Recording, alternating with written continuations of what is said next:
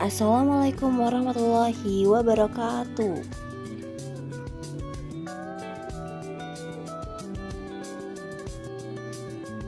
Sejarah sosiologi. 1. Sejarah perkembangan sosiologi di Eropa dan Amerika. Awalnya sosiologi adalah bagian dari filsafat sosial yang membahas masyarakat. Pembahasannya masih berkisar pada hal-hal yang menarik perhatian umum, seperti kekuasaan dan konflik sosial. Perkembangan selanjutnya, cakupan pembahasan mulai meliputi tatanan kehidupan yang diharapkan masyarakat dan norma-norma yang harus ditaati oleh seluruh anggota masyarakat. Masyarakat ini disebut sosiologi. Menurut Brigitte Berger dan Peter L. Berger, sosiologi berkembang menjadi ilmu yang berdiri sendiri karena adanya ancaman terhadap tatanan sosial yang selama ini dianggap seharusnya diterima saja. Menurut Al Leyendecker, mengidentifikasi ancaman tersebut meliputi revolusi industri dan revolusi Prancis. Ancaman-ancaman tersebut menyebabkan perubahan-perubahan jangka panjang yang ketika itu sangat mengguncang masyarakat Eropa. Menurut Anthony Giddens, menyatakan latar belakang lahirnya sosiologi adalah dua revolusi besar yang terjadi di Eropa pada abad ke-18 dan abad ke-19. Mengubah cara hidup manusia yang telah berlangsung selama ribuan tahun, revolusi industri mengubah tatanan sosial dan ekonomi masyarakat pada masa itu, menciptakan pemahaman baru tentang kehidupan sosial dan alam. Menurut Auguste Comte, perubahan-perubahan yang terjadi pada masyarakat Eropa saat itu tidak saja berakibat positif, tetapi berdampak negatif. Comte melihat konflik tersebut terjadi karena hilangnya norma atau pegangan bagi masyarakat dalam bertindak. Comte menyarankan agar semua penelitian tentang masyarakat ditinggalkan menjadi suatu ilmu yang berdiri sendiri. Comte menyatakan bahwa sosiologi adalah ilmu tentang gejala sosial yang tunduk pada hukum alam dan tidak berubah-ubah. Sosiologi harus dibentuk berdasarkan pengamatan terhadap masyarakat, bukan berdasarkan dugaan-dugaan, yakni statika sosial dan dinamika sosial. Subjek penelitian adalah bagaimana masyarakat saling terkait, masyarakat keseluruhan sebagai unit analisis bagaimana mereka berkembang dan berubah melalui waktu. Auguste Comte disebut sebagai bapak sosiologi.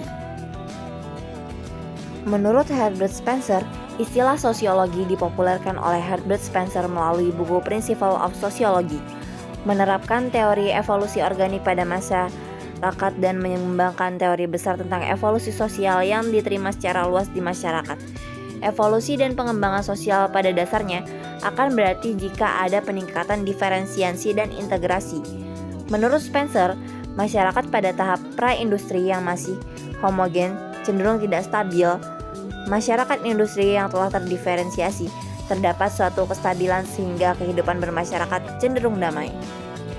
Menurut Emile Durkheim menyatakan bahwa sosiologi memiliki objek kajian yang jelas, yaitu fakta sosial.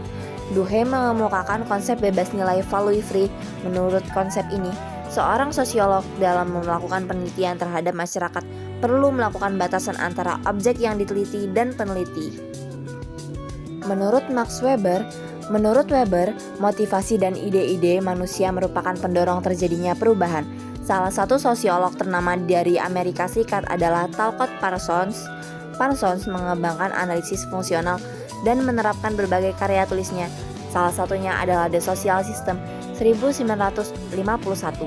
Parsons juga mengkaji fungsi struktur dan memecahkan masalah, yaitu adaptasi, pencapaian tujuan integrasi, pemeliharaan pola dan pengendalian ketegangan. 2. Sejarah perkembangan sosiologi di Indonesia. Sosiologi di Indonesia sebenarnya telah berkembang sejak zaman dahulu. Para pujangga dan tokoh bangsa Indonesia telah banyak memasukkan unsur-unsur sosiologi dalam ajaran-ajaran mereka, walaupun tidak mempelajari sosiologi sebagai ilmu pengetahuan. Menurut Sri Paduka Mangkunegoro, misalnya, telah memasukkan unsur tata hubungan manusia pada berbagai golongan yang berbeda, intergroup relations, dalam Ajang Wulangrah, Solo Semarjan dalam Sukanto 1982. Menurut Ki Hajar Dewantara, yang dikenal sebagai peletak dasar pendidikan nasional Indonesia, banyak mempraktikkan konsep-konsep penting sosiologi, seperti kepemimpinan dan kekeluargaan.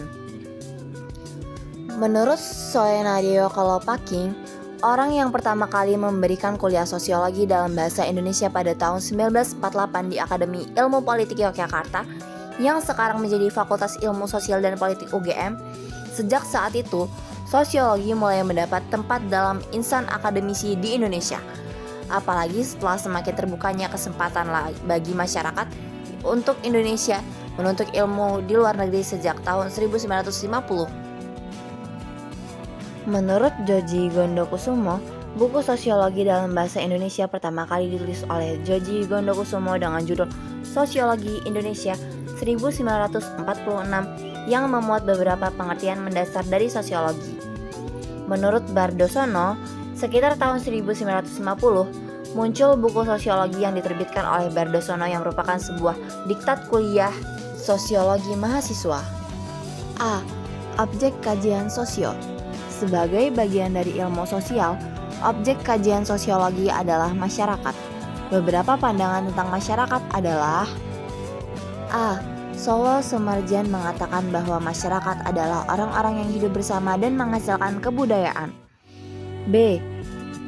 J.L. Gilin dan J.P. Gilin mengatakan bahwa masyarakat adalah kelompok manusia terbesar yang mempunyai kebiasaan, tradisi, sikap, dan perasaan persatuan yang sama. C. Auguste Comte mengatakan bahwa masyarakat merupakan kelompok makhluk hidup dengan realitas baru yang berkembang menurut hukumnya dan pola perkembangannya tersendiri.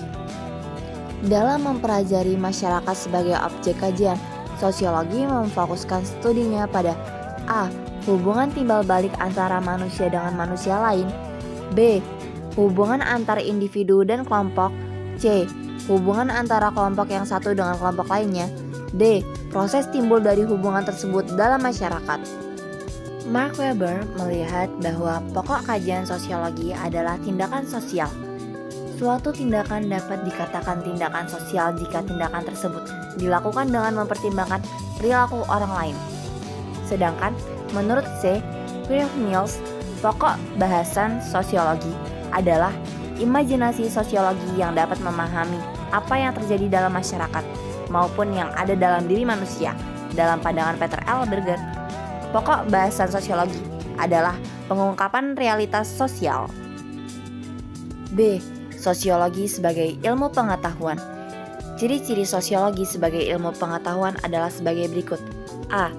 Sosiologi bersifat empiris, yang artinya sosiologi tidak spekulatif dan hanya menggunakan akal sehat. B. Sosiologi bersifat teoretis, yang artinya sosiologi berusaha menyusun abstraksi dari hasil observasi. C. Sosiologi bersifat kumulatif, yang artinya teori sosiologi dibentuk berdasarkan teori yang telah ada sebelumnya, dalam arti memperbaiki, memperluas, dan memperhalus teori lama. D. Sosiologis bersifat non-etis, yang artinya sosiologi tidak mencari baik atau buruk suatu fakta, namun menjelaskan fakta tersebut secara analitis. C. Sosiologi sebagai ilmu dengan paradigma ganda. George Ritzer dan Wendy W.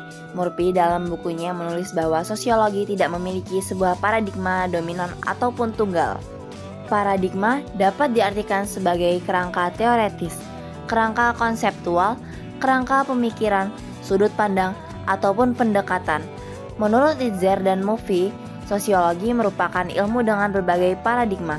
Menurut Ritzer, 3 paradigma utama sosiologi adalah: A. Paradigma fakta sosial adalah karya Emily Durkheim.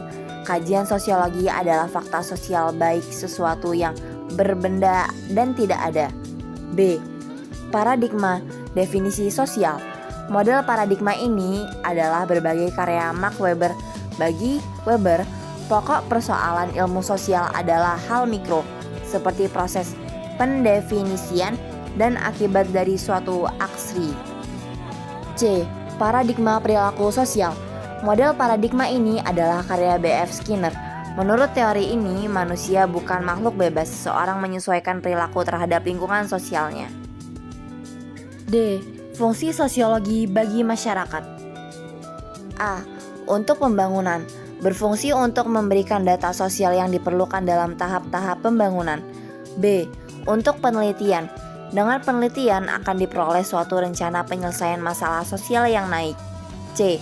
Untuk advokasi kebijakan, berfungsi sebagai basis data dan sumber berlangsungnya advokasi kebijakan dalam isu publik ataupun konflik horizontal di masyarakat. E. Peran sosiologi bagi masyarakat. A. Sosiologi sebagai ahli riset. Sosiologi berfokus pada pengumpulan dan penggunaan data melalui riset ilmiah. Tujuannya adalah untuk mencari data kehidupan sosial masyarakat. B. Sosiologi sebagai konsultan kebijakan. Prediksi sosiolog dapat membantu memperkirakan pengaruh kebijakan sosial yang mungkin terjadi. C. Sosiolog sebagai praktisi. Sosiolog terlibat dalam perencanaan dan pelaksanaan kegiatan masyarakat dengan memperhatikan nilai budaya dan karakteristik kelompoknya. D. Sosiologi sebagai guru. Sosiologi berperan dalam mengajarkan dan mengembangkan sosiologi sebagai ilmu. Kesimpulannya, sosiologi sebagai ilmu sosial yang bersifat rasional dan empiris, berarti sosiologi ini merupakan ilmu yang menyadarkan pemikirannya pada logika, serta menggunakan observasi guna melihat realitas masyarakat agar hasilnya tidak spekulatif. Sekian tugas sosiologi dari saya. Wassalamualaikum warahmatullahi wabarakatuh.